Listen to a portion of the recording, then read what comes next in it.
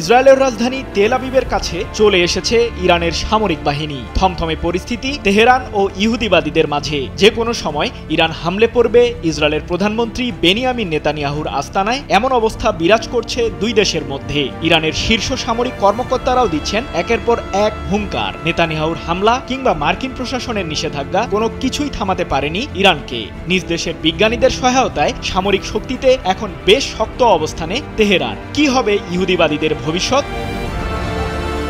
গাজায় ইসরায়েলের প্রধানমন্ত্রী নেতানিয়াহুর আগ্রাসন বন্ধ হলেও থামেনি আঞ্চলিক উত্তেজনা। পশ্চিমাদের সহায়তায় ইসরায়েলের যে কোনো হামলা ঠেকাতে প্রস্তুত ইরান। এমন পরিস্থিতিতে মার্কিন প্রেসিডেন্ট ডোনাল্ড ট্রাম্পের আমন্ত্রণে যুক্তরাষ্ট্রের পথে নেতানিয়াহু। ইরানের বিরুদ্ধে গুরুত্বপূর্ণ সিদ্ধান্ত নিতে ও মধ্যপ্রাচ্যে পশ্চিমা বলয়ে প্রাণ ফেরাতে আলোচনায় বসবেন ট্রাম্প নেতানিয়াহু। তবে এসব হুমকিকে তোয়াক্কা করেন না ইরানের সর্বোচ্চ ধর্মীয় নেতা আয়াতুল্লাহ আলী খামেনি।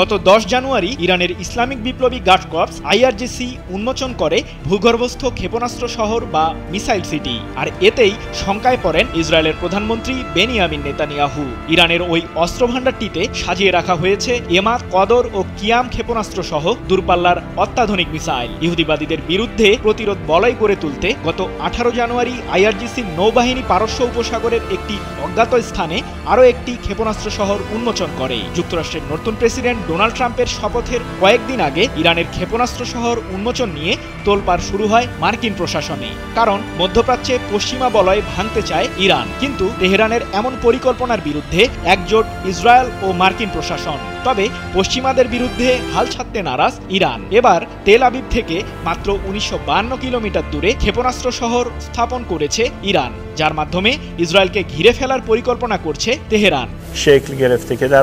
সম্প্রতি ইরানের দক্ষিণাঞ্চলে একটি অজ্ঞাত স্থানে নতুন একটি ভূগর্ভস্থ ক্ষেপণাস্ত্র শহর উন্মোচন করেছে IRGCর নৌবাহিনী, যা তেল আবিব থেকে মাত্র 1952 কিলোমিটার দূরে। ইরানের ওই অঞ্চলের জলসীমায় কৌশলগত কারণেই নতুন ক্ষেপণাস্ত্র শহর উন্মোচন করেছে IRGC, বলছে বাহিনীটির শীর্ষ কর্মকর্তারা।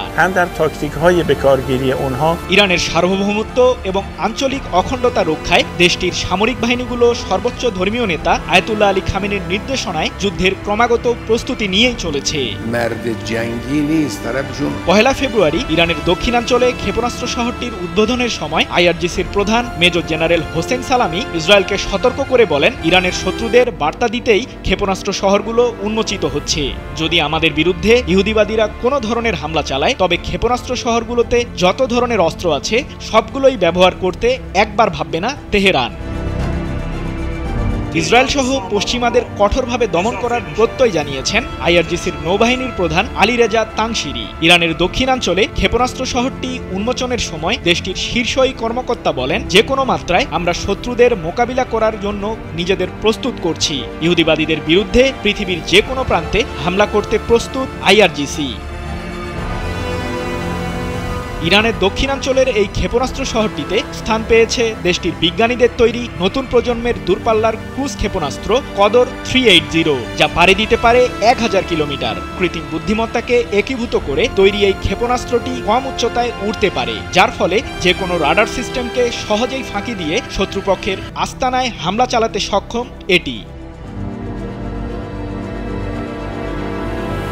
IRGCর সাহায্যে তৈরি দূরপাল্লার ক্রুজ ক্ষেপণাস্ত্র কদর 380-তে এমন একটি ওয়্যারহেড রয়েছে যাতে প্রচুর পরিমাণে শক্তিশালী গোলাবারুদ রয়েছে। ক্ষেপণাস্ত্রটি পূর্বে তৈরি করা মিসাইলের চেয়ে কয়েক গুণ বেশি ধ্বংস চালাতে সক্ষম বলেও জানিয়েছে IRGC।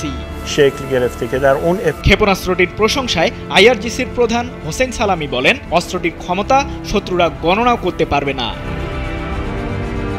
সঠিক প্যাড আর সঠিক তথ্য দিয়ে এসব সামলে নিব এক হয়ে।